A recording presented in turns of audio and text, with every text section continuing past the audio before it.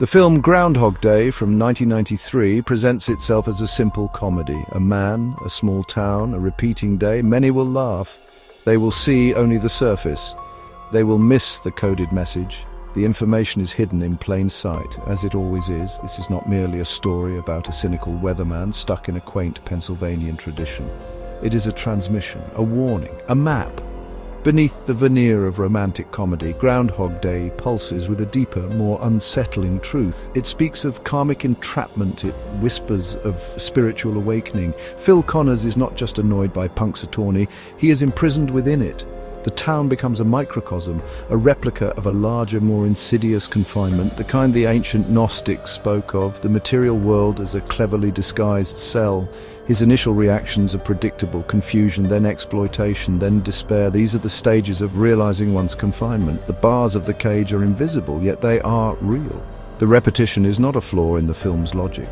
It is the logic of a system designed to grind down the soul or to force its evolution. The choice, it seems, is Phil's, though he does not know it yet. This document will explore that labyrinth. We will decode the Gnostic undercurrents of Phil's ordeal. His journey is not just about escaping a single repeating Tuesday. It is about escaping the grand cosmic repetition, the cycle of suffering and ignorance. It is about the painful, necessary birth of self-awareness, the Gnosis that shatters the illusion. The empire never ended, it merely changed its name to February 2nd. The relentless arrival of 6 o'clock a.m., Sonny and Cher on the radio. I got you, babe, again and again. This is the core mechanism of Phil's prison, this temporal loop. It is a precise metaphor, a chillingly accurate depiction of the reincarnation cycle, as understood by those who saw through the veil, the souls trapped in the flawed matter of the cosmos. Each morning, Phil awakens to the same circumstances, the same faces, the same opportunities for error or for growth. This mirrors the soul's return, thrust back into the world, burdened by past actions, yet often blind to them. The memories are wiped or suppressed. Only the echoes of karma remain, shaping the new existence, forcing the same lessons until they are truly learned, understood, transcended. The Gnostics taught of this weary wheel. The soul, a fragment of divine light, falls into the darkness of the material realm, this realm fashioned by a lesser ignorant god, the Demiurge. The soul forgets its origin. It becomes entangled in the illusion. It repeats its patterns. Punxsutawney, with its cheerful facade and underlying monotony, is this lower world, a seemingly harmless trap, a comfortable prison. Phil's initial attempts to break the cycle are frantic. Desperate, he tries everything. Suicide, only to wake again. The same song, the same day. The rules of this prison are absolute. There is no escape through conventional means. The system is designed to perpetuate itself. The soul cannot die its way out of the cycle. It must awaken its way out. It must remember. Phil Connors arrives in Punxsutawney already a prisoner of his own cynicism, his arrogance, his profound selfishness. The time loop does not create his suffering, it merely amplifies it. It reflects his inner state back at him, with brutal, unrelenting honesty. He's trapped with himself, and he is not good company. This is the essence of his torment. Initially, he blames external forces, the town, the people, the groundhog, the universe itself. He lashes out. He indulges his basest impulses, believing there are no consequences, but the consequence is the continuation of the loop, his misaligned actions, his negative emotions. These are the energies that feed the machine, that keep him tethered to February 2nd.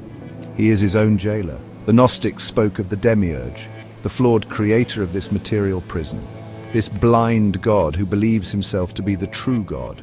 Phil, in his ego-driven state, acts as his own personal demiurge. He attempts to control, to manipulate, to impose his will upon the reality of Punxsutawney. He creates elaborate schemes. He tries to force love. He tries to orchestrate events, all from a place of self-interest, all doomed to fail. His suffering is a direct result of this misalignment. His actions are out of harmony with any higher principle, that with truth, with compassion, with love. He is operating from the lower self, the ego. And the loop, like a cosmic mirror, shows him the barrenness of this approach. The endless repetition is the feedback, the system saying, incorrect, try again. This world is a teaching machine, but its lessons are harsh. After the initial phases of hedonism and nihilistic despair, something begins to shift within Phil. The endless repetition, which first seemed a curse, starts to offer a strange kind of freedom, the freedom to experiment without lasting external consequence. But the internal consequences remain, the hollowness, the self-loathing. These become unbearable. This is often the precursor to change, the dark night of the soul. He attempts suicide multiple times. Each attempt is futile. He cannot escape the loop through destruction. This is a crucial Gnostic point. The material escape is no escape at all. The prison is more subtle than that. The lesson here is profound. The problem is not the world, but his relationship to it, his perception of it, his state of being within it.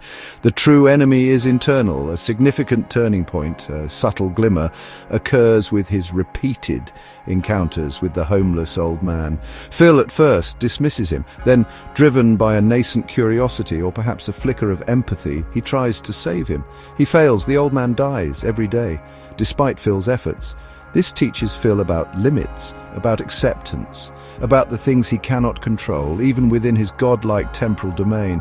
This failure, this brush with genuine, unalterable tragedy, cracks his cynicism. It introduces a note of humility. It suggests that perhaps not everything is about him, or his desires, or his power. The knowledge, or Gnosis, begins to dawn that some patterns are larger than his will, that some actions, even if they don't change the ultimate outcome of that specific day, change him.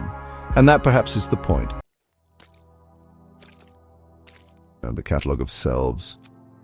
Experiments in being. Freed from the constraints of linear time and lasting consequence, Phil embarks on a vast project of self-exploration. He has infinite opportunities to learn, to become.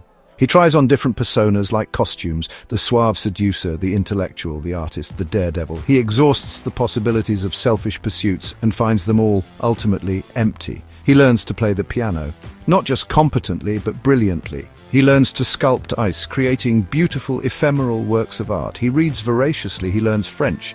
But these are not mere distractions. They are experiments in being. Each skill acquired, each piece of knowledge absorbed, adds a new layer to his understanding, a new facet to his emerging self. He is piece by piece rebuilding his soul. These acts of creation and learning are significant.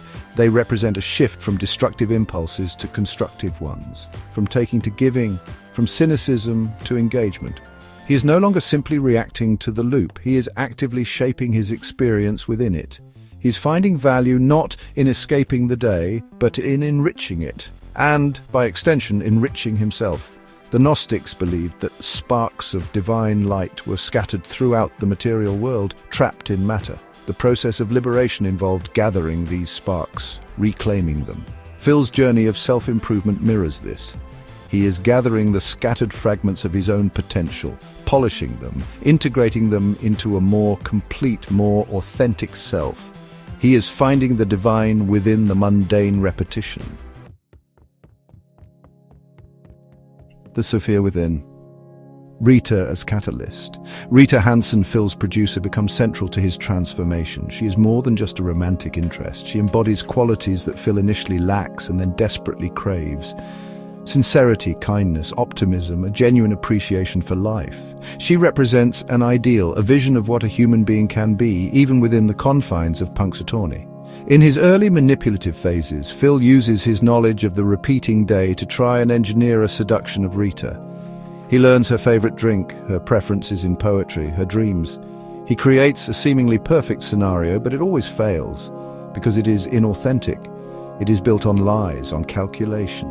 Rita, with an almost intuitive wisdom, sees through his charade, or at least senses the falseness.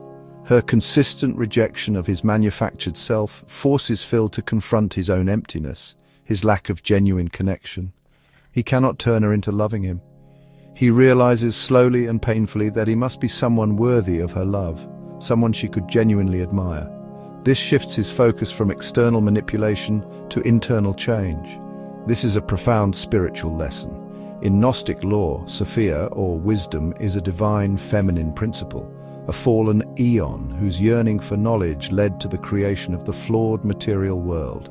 Yet she also plays a role in its eventual redemption. Rita, in Groundhog Day, acts as a kind of Sophia figure. She is the wisdom that Phil initially misunderstands and tries to exploit, but ultimately she guides him, often unknowingly, towards his own gnosis, towards authentic selfhood. piercing the veil beyond the Archons' grip. The Gnostic cosmology posits a flawed creator, the Demiurge, and his Archons rulers or wardens who maintain the illusion of the material prison. They keep souls trapped in ignorance. Punxsutawney in its repeating cycle becomes Phil's personal Archon-ruled domain. The alarm clock at 6 a.m. is the daily summons from these cosmic jailers. The rules are arbitrary.